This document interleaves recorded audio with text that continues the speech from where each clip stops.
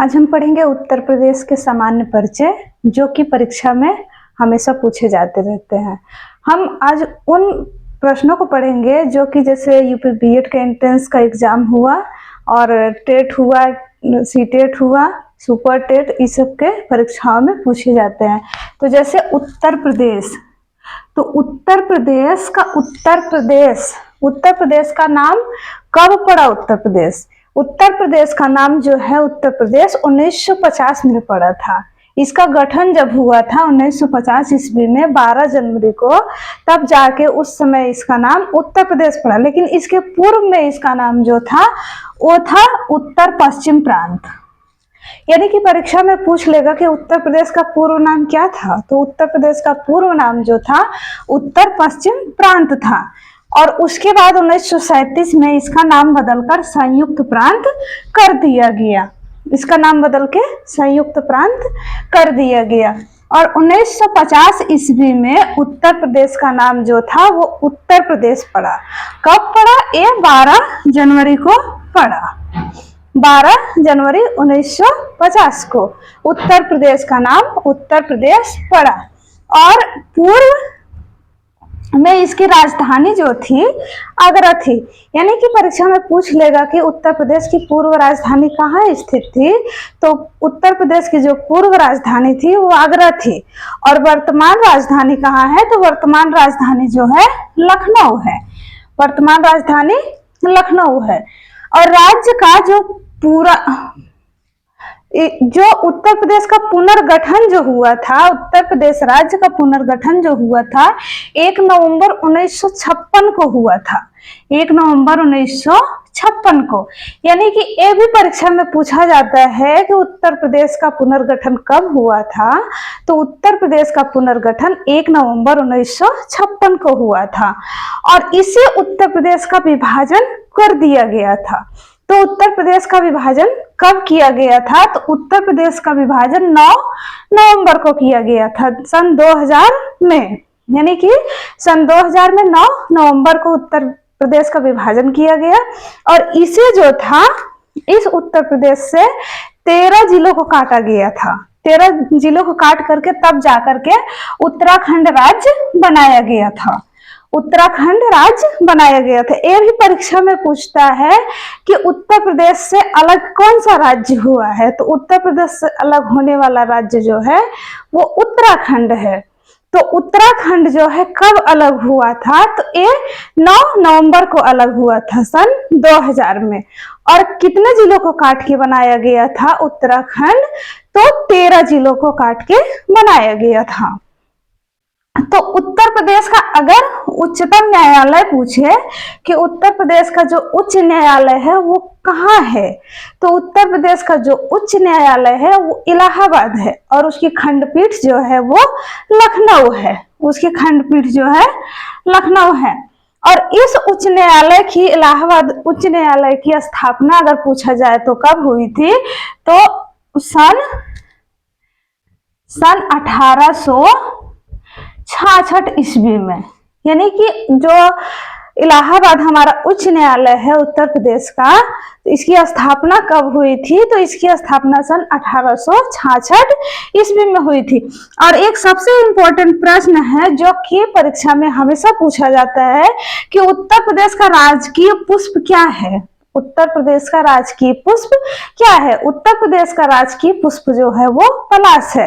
अक्सर जब परीक्षा में पूछेगा तो उसमें कंफ्यूजन करने के लिए कमल भी देता है, पूछ लेता है, पलाश भी पूछता है, 4 ऑप्शन करके पूछता है। तो ये हम इस प्रश्न को हम बहुत सरल मानते हैं, इसीलिए इसको हम क्या करते हैं, गलत कर देते हैं कभी कभी परीक्षा में। लेकिन उत्तर प्रदेश का जो राजकीय पुष्प है वो पलाश है। पलाश जैसे पलाश का फूल जो हम लोग देसी भाषा में बोलते हैं ढाक का पेड़। यानी कि जो ढाक के पेड़ होते हैं उसमें जो फूल निकलते हैं उसी को हम पलाश का फूल कहते हैं। और इसी पलाश के फूल को हम कहते हैं जंगल की आग। यानी कि जब पलाश का फूल निकलता है तो उस समय पूरा लाल होता है। पलाश के फूल जो होते हैं लाल होते हैं, इसीलिए हम इसको कहते हैं जंगल की आग, पलाश के फूल को। अगला प्रश्न पूछता है राजकीय वृक्ष क्या है? उत्तर प्रदेश का राजकीय वृक्ष क्या है? तो उत्तर प्रदेश का राजकीय वृक्ष जो है वो अशोक है, अशोक का पेड़ है। अक्सर कहा जाता है कि सीता माता की वाटिका जो थी वो अशोक के पेड़ की थी। तो राजकीय पक्षी जो है, अगर ये जो प्रश्न है ये इंपॉर्टेंट प्रश्न है, ये अक्सर परीक्षा में पूछे जाते रहते हैं।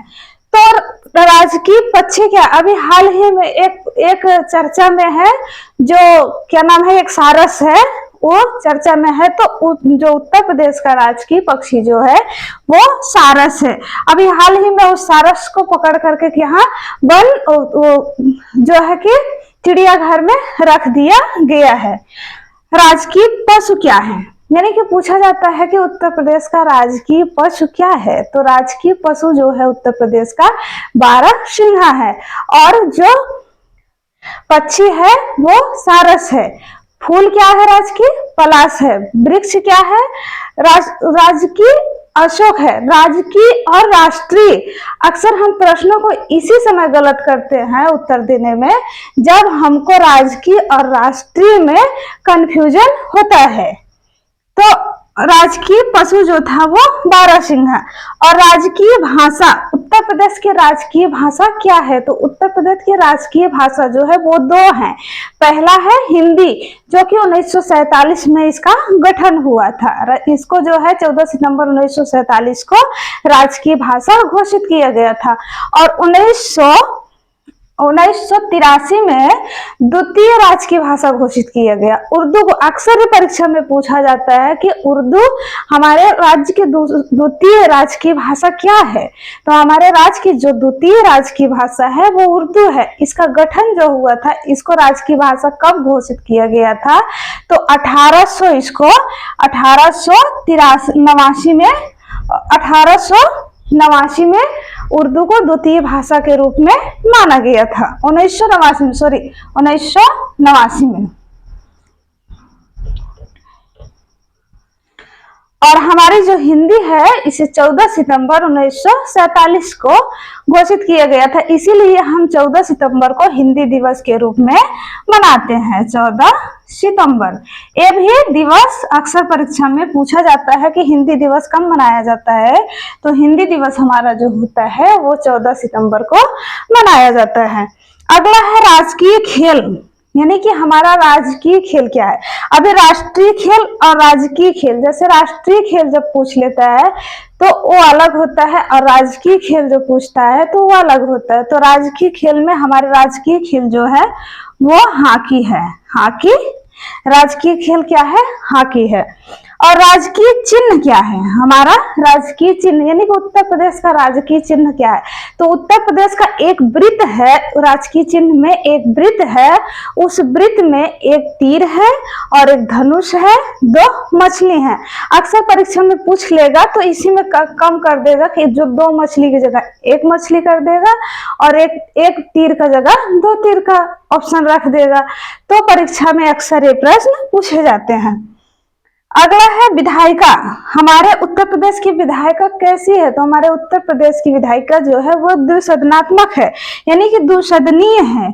और उत्तर प्रदेश में जो लोकसभा की सीटें हैं वो कितनी है? तो उत्तर प्रदेश की लोकसभा की सीटें 80 है, क्योंकि यहाँ की जनसंख्या जो है, उत्तर प्रदेश की जनसंख्या सबसे अधिक है, सभी राज्यों से इसकी जनसंख्या अधिक है, इसीलिए यहाँ सीटों की संख्या अधिक है।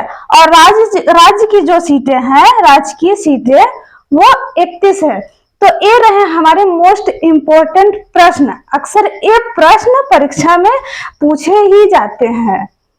तो आज हम पढ़े उत्तर प्रदेश का सामान्य परिचय।